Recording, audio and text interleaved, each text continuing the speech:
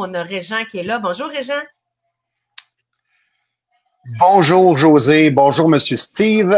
Vous savez, ici à l'international, euh, il est arrivé la COVID. Et la COVID a fait qu'il y a des certains pays comme le Cambodge, comme d'autres pays qui sont autour en Asie, ont littéralement euh, passé des inscriptions comme quoi qu'il y avait besoin d'un technicien TI et que là, à ce moment-là, j'essaie d'avoir une meilleure lumière et que là, à ce moment-là, dans le fond, ils étaient recrutés avec la promesse d'un bon salaire, mais dès qu'ils ont arrivé au centre d'appel, ils sont fait saisir le passeport et ils sont devenus des esclaves et obligés oui, oui, 7 jours sur 7, Oui. 16 heures par jour, fouettés, battus, abusés sexuellement.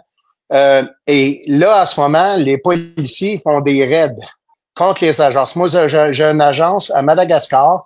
Si vous saviez toutes les démarches que j'ai prises, papier, légal, prise d'empreinte, enquête criminelle, non, non, c'est fini le party parce que, justement, les autorités mettent un effort spécial, surtout au niveau de l'Asie.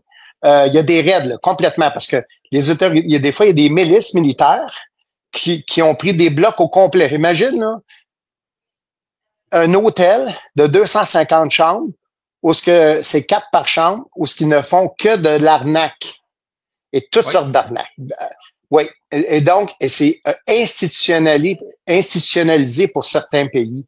Et là, il y a vraiment une volonté politique. Au niveau en Thaïlande, les policiers ont des raids avec les policiers participent internationalement parce que c'est comme et toutes sortes d'arnaques. Autant arnaque amoureux, arnaque pour les bitcoins, arnaque envoie-moi de l'argent, faut que je sorte de prison, whatever. Ils sont très créatifs, ils savent ce qu'ils écoute parce qu'ils ont du data. Hein, c'est des blocs au complet, des immeubles où c'est des esclaves là. C'est la milice là. Oui, et le crime organisé est très fort par rapport à s'adapter rapidement à la demande. Alors, si du jour au lendemain, ils voient qu'il y a une recrudescence, on l'a vu avec lorsque le Bitcoin a quand même monté de moment donné là, à plus de 70 000 le Bitcoin. Fait que là, il y a beaucoup, beaucoup de crimes organisés se sont tournés vers l'exploitation, surtout le vol de portefeuille de Bitcoin, parce que c'est un portefeuille va en avoir quand même pour plusieurs milliers de dollars, voire des fois des millions. Ça vaut à peine, parce que voler un Bitcoin, c'est tel que tel. Mais en même temps, justement, comme vous dites, Régent, il y a des fermes au complet, on appelle ça, donc des fermes de désinformation, des fermes d'arnaquage comme ça, où c'est des centaines et des centaines d'appareils individuels qui sont présents. Et oui, il y a des opérateurs qui sont là. Puis les opérateurs, eux autres, c'est pour faire les arnaquages au téléphone et par courriel. Fait que les scripts sont très bien structurés parce que les opérateurs, encore une fois, ils arrivent là-bas, d'eux autres des nus, vous l'aviez bien décrit. Puis après quoi, ils leur donnent le script. Tu lis ça quand tu appelles, tu rejoins quelqu'un par téléphone, puis voici comment on procède.